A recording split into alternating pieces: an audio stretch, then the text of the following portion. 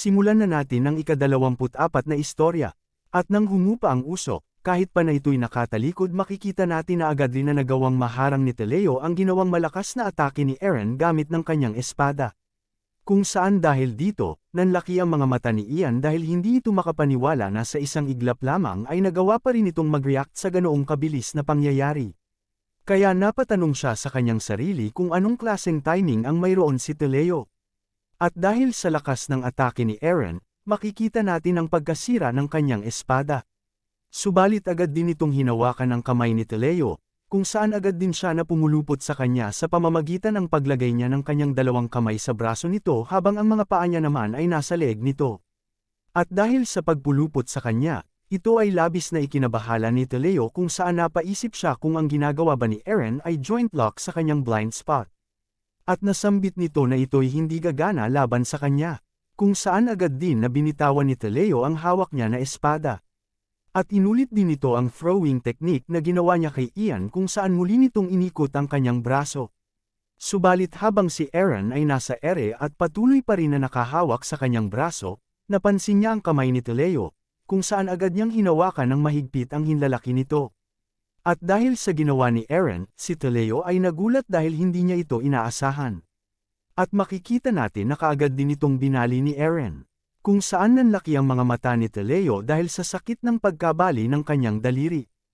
At habang hawak-hawak pa rin ni Eren ang kamay ni Teleo at patuloy na binabali ang kanyang hinlalaki, nilagay ni Eren ang kanyang bigat sa lupa at inikat niya si Teleo kung saan nawala ang balanse nito at siya ay napaangat sa ere at natumba sa sahig.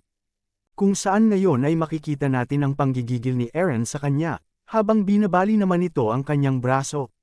At pumunta naman tayo pabalik sa ibaba, kung saan may makikita tayo na pagbanggaan ng mga espada. Ito ay si Vincent at si Isla na patuloy pa rin na nakikipaglaban sa isa't isa sa hagdan. At makikita natin na dahil sa mga atake ni Isla, ang espada ni Vincent ay unti-unting nababali. At dahil napansin ito ni Vincent, nanlaki ang mga mata nito dahil sa labis na pagkabahala. At dahil ito rin ay napansin ni Isla, agad din ito na nagpakawala ng malakas na atake, kung saan pagkatapos nitong umatake ay makikita natin ang pagtalsik ng mga bahagi ng espada ni Vincent kasama din ang pagtalsik ng kanyang dugo. At dahil sa atake na ginawa ni Isla, makikita natin na nataman si Vincent sa kanyang balikat kung saan napunit ang suot nito. At makikita din natin ang pagtalsik ng dulo ng espada ni Vincent papunta sa kanyang likuran.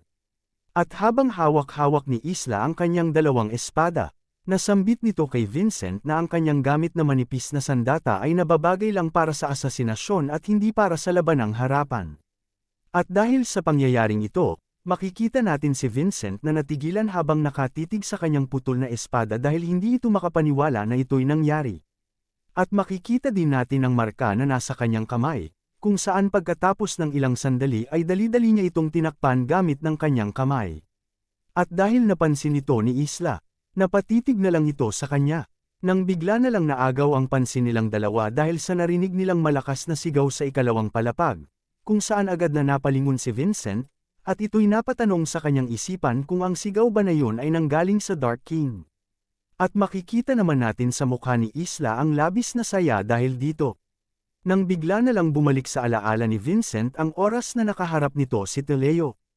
At dahil sa naalala nito, nanlaki ang kanyang mga mata, kung saan hindi ito makapaniwala kaya napatanong siya sa kanyang isipan kung ang tunog nga ba na iyon ay totoong nanggagaling sa halimaw na kanyang nakaharap.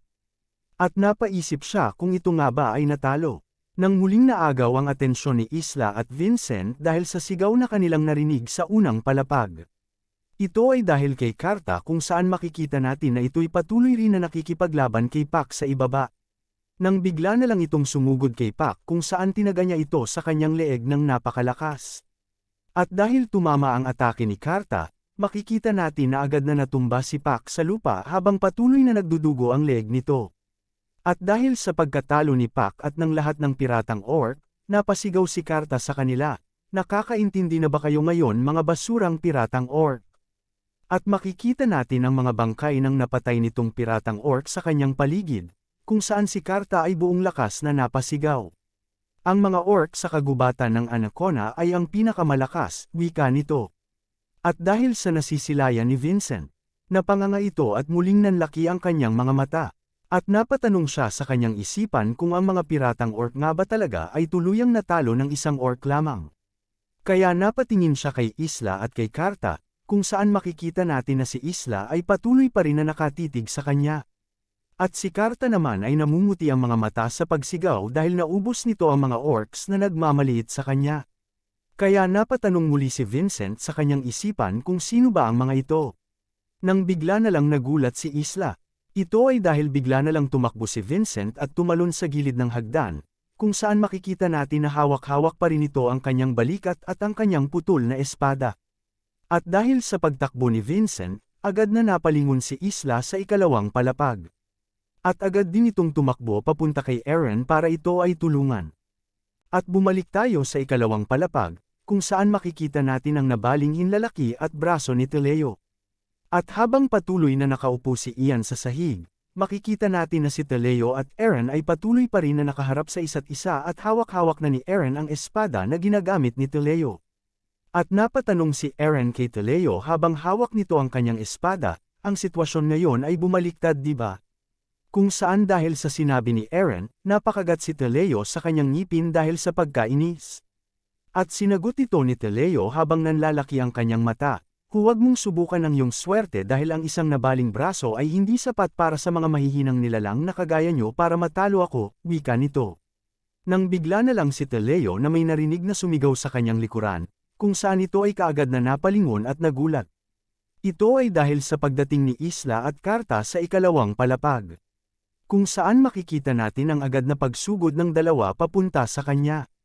At dahil sa pagdating ng dalawa, makikita sa mukha ni Eren ang labis na tuwa, kung saan napasambit si Eren ng kanilang mga pangalan. At si Teleo naman ay makikita natin na napakagat ng kanyang ngipin at naisip niya na ito ay masama dahil siya ay mapapalibutan na ng mga kalaban. Kaya agad itong nag-isip, kung saan niluwagan ito ang pagkakahawak sa kanyang shield. At ito ay kaagad niyang tinapon papunta sa nakaupo na si Ian sa sahig. Subalit agad din naman itong napansin ni Eren, kung saan makikita natin na napatakip si Ian ng kanyang ulo gamit ng kanyang dalawang kamay habang si Eren naman ay agad na hinarang ang shield gamit ng kanyang paa kung saan sinipa niya ito palayo. At nang masipa ito ni Eren, makikita natin na siya ay napaluhod sa sahig subalit agad din naman siya na lumingon pabalik kay Teleo. At makikita natin habang nasa sahig si Eren at Ian na nakatingin kay Teleo, makikita natin na siya ngayon ay nakaakyat na sa bintana. At nasambit nito kay Eren, magkaroon tayo ng rematch sa hinaharap. At kapag dumating ang oras na yon, tiyak na babaliin ko ang iyong leeg, wika nito. At makikita natin na agad itong tumalon sa labas ng bintana, kung saan agad din itong hinabol ni Eren subalit hindi niya na ito naabutan.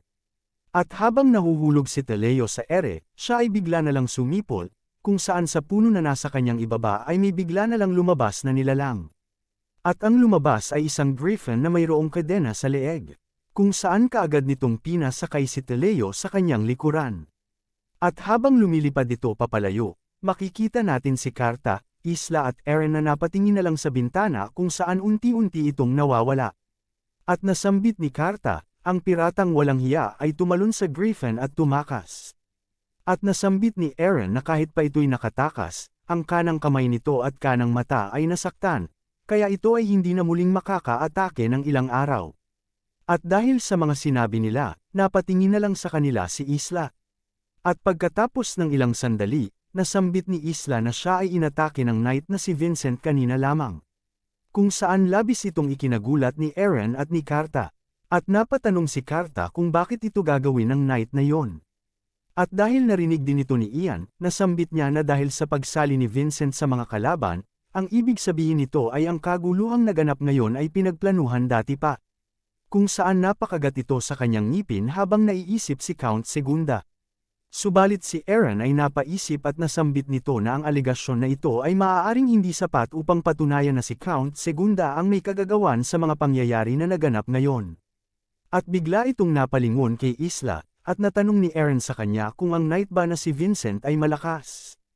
At napaisip si Isla at sinagot niya na sila ay pantay lamang sa lakas noong sila ay naglalaban, kaya imposible itong maging isang tao na kung sino lamang. At bigla na lang itong may naalala, kaya tinawag muli nito ang atensyon ni Eren. At habang tinuturo ni Isla ang kanyang balikat, nasambit nito na si Vincent ay mayroong marka na 2 tore sa kanyang kamay. At dahil sa sinabi ni Isla, ito ay muling ikinabigla ni Eren. At pumunta naman tayo pabalik sa villa ng mga Pendragon, kung saan makikita natin sa beranda si Mia Kazal at Tata na masayang naglalaro at si Hilly naman ay tahimik na nakaupo habang nagbabasa ng libro. Nang bigla na lang naagaw ang kanilang atensyon dahil sa mga nakikita nilang mga anino ng mga ibon sa maliwanag na buwan. At nang makalapit ang mga ito, nanlaki ang mga mata ni Hilin at hindi makapaniwala sa kanyang mga nakikita. Ito ay dahil ang mga aninong ito ay mga griffins kung saan ang sakay nito ay ang mga piratang orcs na may mga dalang sandata. At pumunta naman tayo sa loob ng kagubatan malapit sa mansyon ni Count Segunda. Kung saan makikita natin si Teleo na nakasakay sa kanyang griffin na lumilipad. Nang bigla na lang may tumawag sa kanyang pangalan sa paligid, na labis niyang ikinagulat. Teleo, Teleo Arangis, wika ng boses. At makikita natin sa kanyang harapan na bigla na lang sumulpot si Count Segunda galing sa pagkakatago nito sa likod ng mga puno. At pag-alit at pasigaw nitong nasambit, ano ang ibig mong sabihin dito bastardo?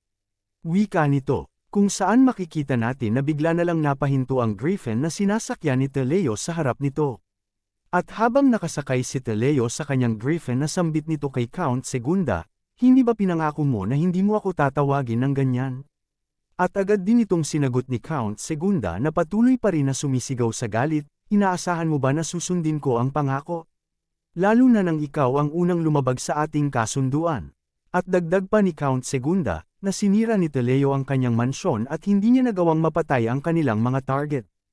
At sinagot ito ni Teleo na maliban sa ahas, ang pusa ay nagkaroon ng maraming pinsala galing sa kanya. At bigla na lang nanlaki ang mata ni Teleo at ito ay nagpalabas ng nakakatakot na mukha kay Gobernador Segunda, at dagdag pa nito, ipapatapos ko na lang ang natitirang bahagi ng ating kasunduan sa dala kong mangkukulam mula sa timog. At dahil sa ginawa ni Teleo at sa kanyang nasambit, makikita natin ang labis na takot sa mukha ni Count Segunda. Kung saan napatanong ito ng nauutal habang nanginginig ang kanyang buong katawan. Ano ang ibig mong sabihin na mangkukulam? At makikita natin na biglang bumaba si Teleo sa kanyang sinasakyang griffin, at natanong niya kay Count Segunda, di ba gusto mong dukutin ang ina ng puting uod? At dagdag pa ni Teleo na nagpadala din siya ng mga Retuan orcs doon. At masayang nasambit ni Teleo na ang mangkukulam na kanyang ipinadala ay dalubhasa sa pagkontrol ng isipan at asasinasyon. At habang nakaharap ito sa natatakot na Count, dagdag pa nito, kung ang mangkukulam na iyon ay naruroon lang sana kasama nila ay walang dahilan para hindi nila mapuksa ang kanilang mga target.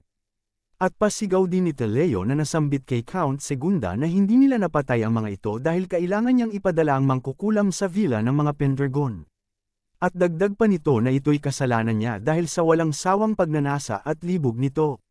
At makikita natin ang labis na takot at panginginig ni Gobernador Segunda habang hawak-hawak nito ang kanyang tungkod. Kung saan nasambit nito habang nauutal, manahimik ka Dark King, nagyayabang ka ng iyong abilidad ngunit hindi mo nagawang tapusin ang kasunduan. At habang patuloy na nagsasalita si Count Segunda, bigla na lang itong sinampal ni Teleo gamit ng kanyang daliri. Kung saan dahil sa lakas ng sampal nito, tumilapon ang kanyang salamin at ang kanyang mga ngipin, kasabay din ang dugo nito. At dahil dito, si Count Segunda ay natumba sa lupa, kung saan makikita natin na namimilipit ito sa sakit. At habang ito ay nasa lupa na sambit ni Teleo, kailangan din kitang saktan di ba? At makikita natin na sinisipa ni Teleo si Count Segunda sa lupa, at dagdag pa nito, ito ay para hindi ka mapagbintangan na ikaw ang nagplano ng lahat ng iyon. At pagkatapos ng ilang minuto, ay makikita natin na hawak-hawak na ni Teleo ang mamahaling tungkod ng gobernador, at nasa bibig din ng griffin ito ang kanyang mga damit. At nasambit ni Teleo na ito'y tatanggapin niya bilang gantimpala, kung saan makikita natin ngayon si Count Segunda na nakahubad at nakadapa sa gitna ng lupa sa kagubatan. At bumalik tayo sa villa ng mga Pendragon, kung saan ngayon ay makikita natin ang pakikipaglaban sa ere ng mga griffin ng pirata at ang mga griffin ng pamilya ng Pendragon.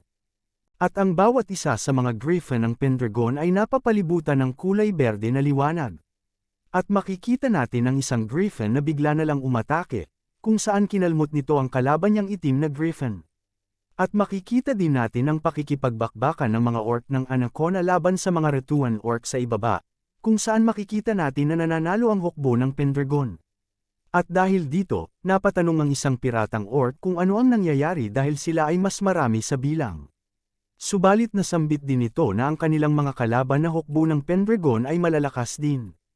At makikita natin na walang takot na sumusugod ang mga orc ng Anaconda habang nagpapalabas din ang mga ito ng kulay berde na ilaw sa kanilang buong katawan, kung saan makikita din natin si Killian na sumusugod habang hawak ang kanyang espada, kung saan bigla na lang nitong hiniwa ang kalaban na piratang orc. At dahil sa ginawa nito, si Barrio at Reed ay namangha, kung saan nasambit ni Reed na siya ay kahanga-hanga at si Barrio naman ay nasambit na ito ay kanyang inaasahan sa kanilang commander. At nasambit ni Killian habang nakatingin sa kanyang kamay, ang pampalakas na mahika ng shaman ay talagang malaki ang epekto, wika nito. At makikita natin si Kratul na nagpapakawala ng kanyang mahika kung saan ito ay pinapalibutan ng mga griffin para protektahan.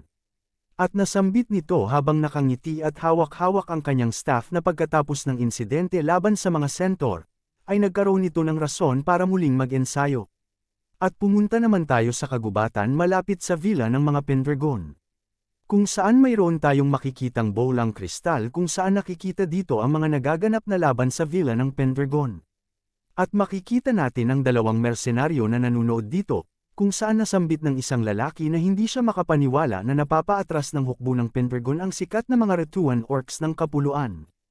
Nang bigla na lang may nagsalita sa kanilang harapan na isang lalaki na mayroong hawak na centipede sa kanyang kamay na puno ng benda. Ito ay dahil sa pampalakas na mahika na gamit nila, wika nito. Kung saan napasambit ang isang lalaki ng kanyang pangalan, Sir Golota, wika nito. At makikita natin na bigla na lang kinain ng misteryosong lalaki ang insekto, at dagdag pa nito na hindi lang siya ang nag-iisa na kayang gawin ito dahil napapansin nito na mayroon ding magician sa ganoong level ang naroon sa kanila. At makikita natin na ito'y isang lalaki na nakamanto at puno ng benda sa buong niyang katawan, kung saan ang isang mata lang nito ang nakalabas. At nasambit nito habang natatawa at hawak-hawak ang kinain niyang insekto, sila ay hindi kasing lakas ko, kung saan makikita natin na nagpapalabas din ito ng nakakatakot na pulang aura. At dahil sa ipinalabas nitong aura, ang dalawang lalaki ay napaisip na ang aura na ito ay nakakapangilabot at sila ay napatanong sa kanilang mga sarili kung ito ba ay ang kapangyarihan ng isang mangkukulam. Ang kapangyarihan na kayang pumatay ng libu-libong knights at mga mersenaryo. At ang mangkukulam na ito ay tawagin na lang natin bilang Golota.